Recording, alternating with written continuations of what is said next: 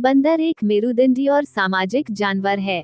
ये बहुत चालाक होते हैं और आसानी से पेड़ों के माध्यम से चलने और छलांग लगाने के लिए जाने जाते हैं। इसके हाथ की हथेली एवं पैर के तलुए छोड़कर संपूर्ण शरीर घने रोमों से ढकी है। कर्ण पल्लव, स्तन ग्रंथि उपस्थित होते हैं। बंदर का अगला भाग पूंछ के रूप में विकसित होता है। हाथ, पैर की अंगुलियां लंबी नितंब पर मांसलिगदी है।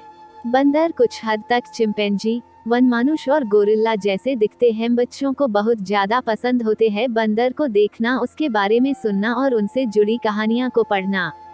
यहाँ बंदर से जुड़ी कहानियां का एक संग्रह है जो बच्चों को काफी पसंद आएगी, क्योंकि बहुत ही प्यारी बच्ची है और वो हमेशा खेलती रहती है।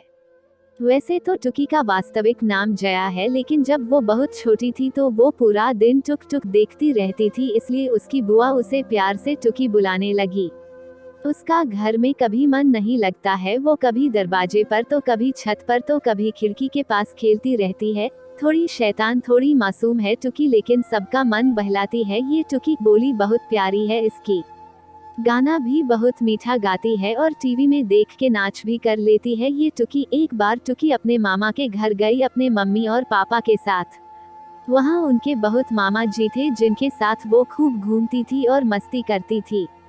नाना और नानी के साथ भी वो खेलती थी, उनसे कहानियाँ सुनती थी। एक दिन की बात है, वो अपने एक छोटे मामा जी के साथ छत पे घूम रही थी कि तभी वहाँ से कुछ आवाज उसे सुनाई दिया। वो बहुत डर गई और अपने मामा के गोदी में चिपक गई। टुकी को देख के मामा हंसने लगे और उन्होंने कहा कि टुकी, ये कोई डरावना आवाज नहीं है, ये तो मासूम बंदर की आवाज है जो तुमसे मिलने आया है। टुकी देखी तब सामने तो एक लंबी लंबी पूंछ वाला बंदर था जो उसके तरफ देख रहा था। फिर वो खुश हो गई और मामा से पूछी कि ये कौन है, तो उनके मामा बोले कि जैसे मैं तुम्हारी मामा हूँ वैसे ये भी तुम्हारे मामा है, तुम इसके साथ खेल सकती हो, ये तुम्हें नाच दिखाएगा। फिर टुकी खूब हंसने लगी और बंदर मामा, मेरे बंदर मामा करके बंदर के साथ खेलने लगी। उस दिन के बाद जब भी कहीं टुकी बंदर देखती थी तो उसे बंदर मामा कह के पुकारती है।